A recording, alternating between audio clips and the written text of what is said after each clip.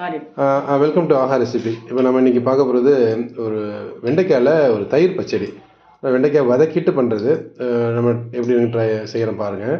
இப்போ நமக்கு தேவையானது வந்து ஒரு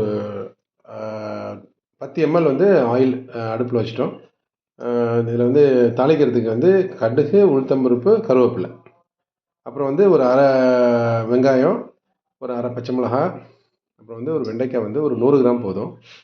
தேங்காய் துருவல் ஒரு 2 ஸ்பூனு, ஒரு மிளகாத்தூள் ஒரு அரை டீஸ்பூனு, மல்லித்தூள் ஒரு அரை டீஸ்பூனு, அப்புறம் வந்து தயிர் வந்து நல்ல கெட்டி தயிர் வந்து ஒரு 100 ml. இப்போ நம்ம பாவம் எண்ணெய் காஞ்சிடுச்சு. இப்போ நம்ம தாளிக்கிறதுக்கு உளுத்தம்பருப்பு, கடுகு, 2 கருவேப்பிலை அது பண்ணி கொடுப்போம். கடுகு உளுத்தம்பருப்பு தாளிச்சாச்சு. இப்போ வெங்காயம், பச்சை மிளகாய், வெண்டைக்காய் 3 போட்டு மேலே அந்த மசாலாத்தூள், மிளகாத்தூளும் மல்லித்தூளும் போட்டு ஒரு 10 நிமிஷம் நல்லா வதக்கணும்.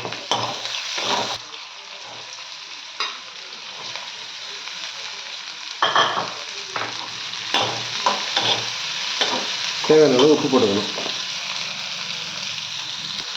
இந்த வெண்டைக்காய்க்கு வந்து தண்ணி ஊற்றக்கூடாது. அது எண்ணெயிலே தான் வதக்கி அதை வேக வைக்கணும். ஏன்னா வெண்டைக்காய் பொடிச்சு தான் கட் பண்ணியிருக்கோம், அதனால் சீக்கிரமாக வெந்துடும்.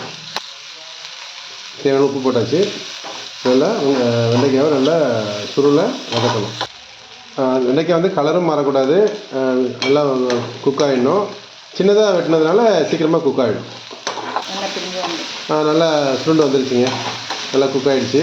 இப்போ அடுத்தது என்னென்னு இப்போ அந்த தேங்காய் துருவல் 2 ஸ்பூனு அது மேலே போடணும். அது போட்டு ஒரு 1 மினிட் வந்து நீங்கள் வதக்குனீங்கன்னா போதும்.